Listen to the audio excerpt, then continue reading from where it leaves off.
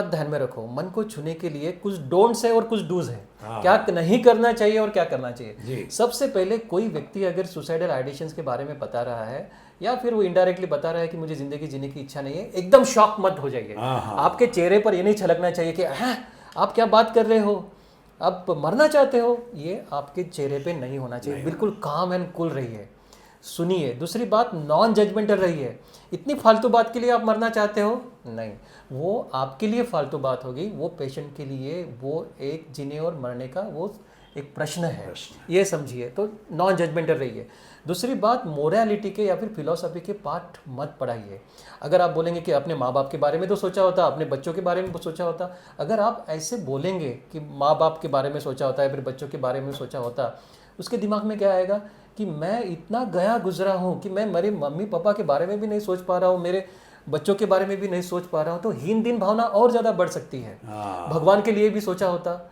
एक पेशेंट थी, उसको अगर उसको ये कहा, एक दूसरे हमारे सहयोगी थे, उन्होंने कहा कि अरे भगवान ने इतनी अच्छी ज़िंदगी दी है और आप, तो उनका कहना ये था कि मेरे साथ भगवान ने तो सब बुरा ही किया है। तो ऐसा भी हो सकता है, आप भगवान का नाम लेंगे तो शायद उसका मन में वो रिवर्स हो जाएगा। तो कोई भी फिलॉसफी की, मोरालिटी की बात मत कीजिए। दूसरी बात ये भी ध्यान में रखिए कि कोई छोटे छोटे रीज़न के लिए भी अगर कोई सुसाइड कर रहा है, अगर पापा ने गाड़ी नहीं दी और बच्चा निकल घर के बाहर निकल रहा है कि मैं अभी सुसाइड करूंगा, तो गाड़ी नहीं दी इसलिए फालतू बात के लिए सुसाइड कर रहा है, ये हमें लगता है। लेकिन वो बच्चे के लिए गाड़ी ना देना उसके आइडेंटिटी का प्रॉब्लम, बहुत बड़ा प्रॉब्लम है ना। तो इसलिए उसको आप छोटा मत कीजिए, उसको आप मिनिमाइज मत कीजिए, उसको उल्टा आप ये कीजिए कि मैं तुम्हारे तकलीफ को समझ रहा हूँ, मैं तुम्हारे साथ में हूँ, लेकिन सुसाइड ये सॉल्यूशन नहीं है, आओ हम प्रोफेशनल हेल्प लेते हैं। कभी कभी बहुत बार घर में ऐसे बोलते हैं कि आपने देखे होंगे कि आए दिन मैं मर जाऊंगी मर जाऊंगी मर जाऊंगी, और हम गुस्से में आके बोलते हैं तुम्हारा हर दिन का है, हमेशा आप बोलते हैं मर जाऊंगी मर जाऊंगी मर जाऊंगी, जो गरजते हैं वो बरसते नहीं है। लेकिन नहीं, सीरियसली इसको लेना चाहिए और आपने सीरियसली उसके साथ बात करना चाहिए कि आप तकलीफ में हैं, मैं समझ रहा हूँ and I am there to support you, आओ हम बात करते हैं। तो ये चीज़ें डोंट वाली जो चीज़ें हैं वो करनी चाहिए। डूज में क्या करना चाहिए कि डूज में पहला काम ये है कि लोगों को आशा का किरण देना चाहिए कि हम मिलके इस प्रॉब्लम को सॉल्यूशन निकालेंगे और सॉल्यूशन मिल जाएगा। दूसरा हमने ये करना चाहिए कि कोई भी उसका जो घर का रिश्तेदार होगा, उसका जो दोस्त होगा, उसको आइडेंटिफाई करने को उनको बोलना है कि जहाँ वो अपनी भावनाओं को प्रदर्शित कर पाए और वो अपने मन को जैसे प्रेशर कुकर होता है ना, प्रेशर बढ़ता है तो सीटी बजती है तो पूरा प्रेशर हो जाता है, तो वैसे अपने मन को वो हल्का कर पाए, दुख दर्द बांट पाए, ऐसे आइडेंटिफाई करके उनको बोलना है। तीसरी बात, उससे एक वचन लेना है कि जब तक हमारे समस्या का हल नहीं होता है तब तक आप सुसाइड नहीं करोगे। एक तो आप लिखित में भी वचन ले सकते हैं कि आप मुझे लिख के दो, या फिर उससे ओरली भी वो वचन देना है। और तीसरी बात कि जो इंटरवेंशन की जो हम बात कर रहे थे कि क्या करना चाहिए, जैसे अगर सुसाइड के विचार अगर मन में आ रहे हैं तो उनको बोलो कि वो वहाँ से डिस्ट्रैक्ट हो जाए। सुसाइड के विचार एक लहर की तरह होते हैं, वो उठती है और नीचे भी जाने वाली है। वो लहर को अगर हम पैर जमीन पर टिका के रखें तो वो लहर निकल जाएगी। तो वैसे ही अगर सुसाइड के विचार आ रहे हैं तो अगर अपने आप को वो हम डिस्ट्रैक्ट करते हैं, किसी काम में व्यस्त रखते हैं या फिर किसी के साथ बात करते हैं तो वो विचार भी निकल जाएंगे। उस समय में अगर आप कोई डायरी लिखते हैं तो विचार प्रदर्शित हो जाएगा, भावनाओं का आवेग कम हो जाएगा। उस समय में किसी अच्छे, हमारे जिनके साथ अच्छे संबंध है उनके साथ आप बात करते हैं, उसमें भी भावना का आवेग और अपनी भावनाओं को प्रदर्शित करते हैं, उससे भी अपना भावेग कम हो जाएगा। या फिर जैसे मैंने हेल्पलाइन के बारे में कहा, उस हेल्पलाइन पर कॉल करते हैं 24/7, कभी भी रात देर रात आप कभी भी फ़ोन कर सकते हैं। तो अपनी भावनाओं का आप वेंटिलेट करते हैं तो जैसे प्रेशर कुकर का प्रेशर कम होता है वैसे हमारा मानसिक और भावनिक जो टर्मोइल चलते रहता है वो कम हो जाता है और वो सुसाइड का इम्पल्स जो है वो निकल जाता है और हम मन से शांत महसूस करते हैं। तो हम जो ज़िंदगी जाने वाली थी वो शायद हमारी बच सकते। तो ये जो चीज़ें हैं ये भी हमें उसको बताना पड़ेगा कि आपके मन में अगर फ्यूचर में विचार आते हैं तो क्या करना है, डिस्ट्रैक्ट करना है और अपने आप को व्यक्त करना है। हाँ, मतलब ये हो गया कि जैसे किसी को अगर है ऐसा कुछ दिक्कत हो रही है, उसके लिए भी यही है कि कोई दूसरा सॉल्यूशन शोधे। उससे बढ़िया ये है कि मेरे बहुत बार ऐसा लगता है कि अब ज़िंदगी पूरी हो गई, अब इसमें कुछ होने वाला, वो भावनाओं को भी किसी के साथ व्यक्त कर दो, काम खत्म करो कि भाई ये मेरे को लग रहा है और ये मैं यहाँ फंसा हुआ हूँ, तो उससे भी काफ़ी विचार आपके मतलब सबसाइड हो जाएंगे। यही कहना चाहते हैं ना? अच्छा डॉक्टर साहब, ये एक बार फिर से आप उस हेल्पलाइन नंबर को नोट कर लें, 14416।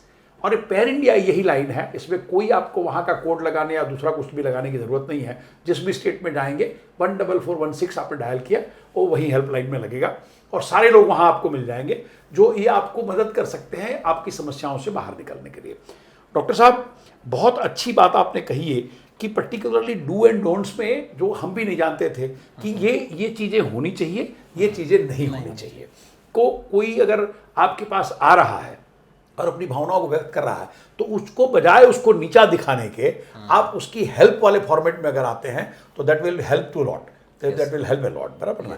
अब ये सर ऐसा है कि मान लो अगर किसी को कोई दिक्कत है या फैमिली वालों को लग जाता है कि ये सिम्टम्स हैं, ये दिक्कतें हैं, तो उसे अगर आपका संपर्क करना है तो थोड़ा सा आपका परिचय हमारे दर्शकों को दे दें। आप कहाँ अवेलेबल रहते हैं? जैसे अभी तो एट प्रेजेंट आप हरिया में एसोसिएट हैं यहाँ पे, तो कहाँ कहाँ आप मिल सकते हैं और कैसे वो आपको संपर्क करें? राइट, मुझे संपर्क करने का बहुत ही आसान जरिया है और वो है 14416 दादरा नगर हवेली दमन दीव टेलेमानस हेल्पलाइन जो है, वहाँ मैं सीनियर साइकेट्रिस्ट के हैसियत से काम कर रहा हूँ। वहाँ मैं इस यूनियन टेरिटरी के टेलेमानस हेल्पलाइन का इंचार्ज हूँ। अगर आप 14416 डायल करते हैं तो आपके सबसे पहले ऑप्शन आएगा लैंग्वेज का, जो आपको लैंग्वेज हिंदी, गुजराती, इंग्लिश जो चाहते हैं वो लैंग्वेज का चयन कीजिए। अगर आप गुजरात में बात करना चाहते हैं तो गुजरात का चयन ऑप्शन आएगा और दादरा नगर हवेली का ऑप्शन आएगा। तो 14416 से मैं डायरेक्टली आप मेरे साथ संपर्क कर सकते हैं। साथ में 14416 के साथ बात करने के बाद अगर आपको डिप्रेसिव डिसऑर्डर है, एक उदासी की बीमारी है, जहां आपको फार्माकोथेरेपी यानी अगर दवाइयों की ज़रूरत है, तो वहीं से आप जानकारी ले सकते हैं कि कहां आपको नज़दीकी साइकेट्रिस्ट मिले। तो आपको जो नियर बाय जो गवर्नमेंट के साइकेट्रिस्ट है वहाँ जा सकते हैं, या फिर आपके टाउन में बाकी साइकेट्रिस्ट है उनके साथ आप जा सकते हैं। साइकेट्रिस्ट को मिलना बेझिझक आपने मिलना चाहिए, कोई भी मन में स्टिग्मा न आप पाले।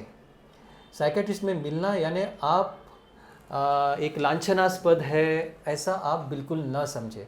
बहुत बहुत बड़े प्लेयर्स, बहुत बहुत बड़ी सेलिब्रिटीज़, उनके पर्सनल साइकेट्रिस्ट रहते हैं, पर्सनल काउंसलर रहते हैं। तो बेझिझक 14416 इस हेल्पलाइन का सहारा ले। बेझिझक अगर आपको ज़रूरत पड़ती है तो साइकेट्रिस्ट का सहारा ले।